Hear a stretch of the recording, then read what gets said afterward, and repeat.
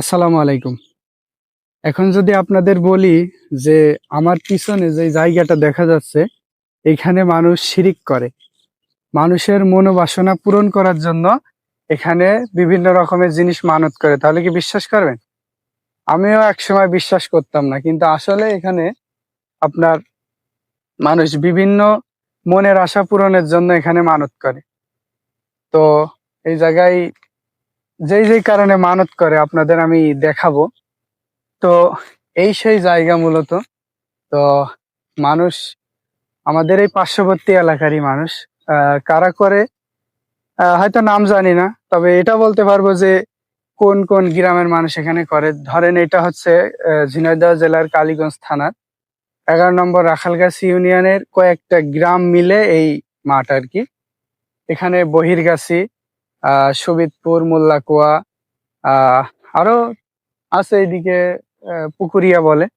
তো এইটা মিলে এই মাঠটা। তো এই মাঠের এই যে এই জায়গাটা দেখছেন আমার পিছনে, এই জায়গাটাতেই মূলত তেমন কিছুই নাই। তবে আমার চাচাদের মুখ থেকে এবং অনেক বয়স্ক মানুষের মুখ থেকে শুনেছি যে এখানে নাকি রাত্রেবেলা আপনার হচ্ছে জিন বা তেমন কি জিনের মতো আকৃতি নাকি এটা তারাই দেখেছে যে আগুনের গোলার মতো আকাশ থেকে এসে এখানে নাকি নামে আর কি। তো এই বিষয়গুলো এখানে হয়। তারপরে অমাবস্যার রাত্রে নাকি এখানে প্রচুর পরিমাণে জিন টিন এখানে নাকি আপনার হচ্ছে আহ এখানে সমাবেশ করে, যেটা মানুষের মুখের কথায় শোনা, আমি জানি না। তো এদিক সরে আসো, দেখাও এদিক। তো এটাই হচ্ছে সেই জায়গা। তো যেটায় মানুষ মানত করে তার মনের আশা পূরণ করার জন্য। দেখাও, ঘুরিয়ে ঘুরিয়ে দেখাও, মানত করার জন্য। কিন্তু আসলে আমি এই জায়গাটাই তেমন কিছুই খুঁজে পাইনি যে এখানে মানত করার মতো। এখানে দেখতেই পাচ্ছেন যে কোনো কিছু নাই, শুধু চারিদিকে মাঠ, আর মাঝখানে শুধু জায়গাটা খালি আছে। এখানে কিছু খেজুর গাছ আছে, মেহগনি গাছ, এই যে নিম গাছ, এই আর কি। তাছাড়া তেমন কিছুই নাই। তো এই জায়গাটায় মানুষ মূলত শিরকি কর্মকাণ্ডের জন্য বেছে নিয়েছে।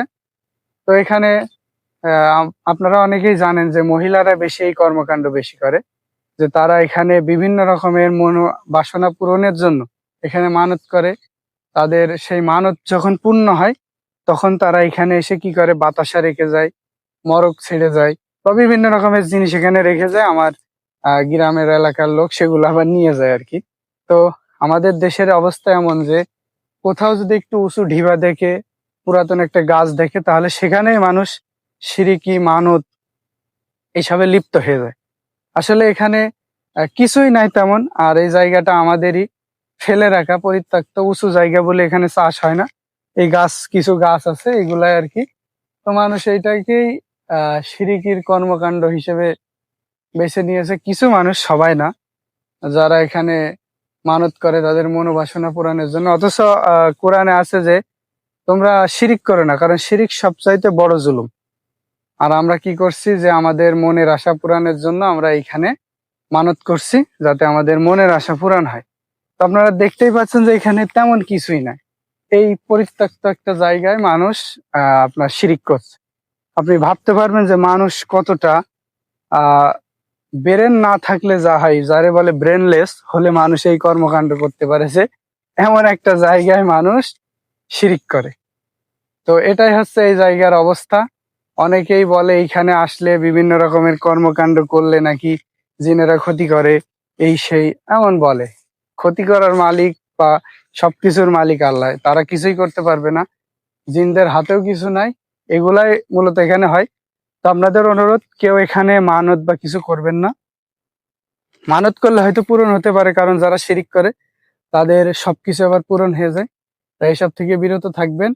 আপনারা আল্লাহর উপরে ভরসা করবেন। আল্লাহ আপনার নির্ধারিত যতটুকু আপনার রেখেছে আপনি পাবেন ইনশাল্লাহ। ধন্যবাদ। সবাই ভালো থাকবেন। আসসালামু আলাইকুম।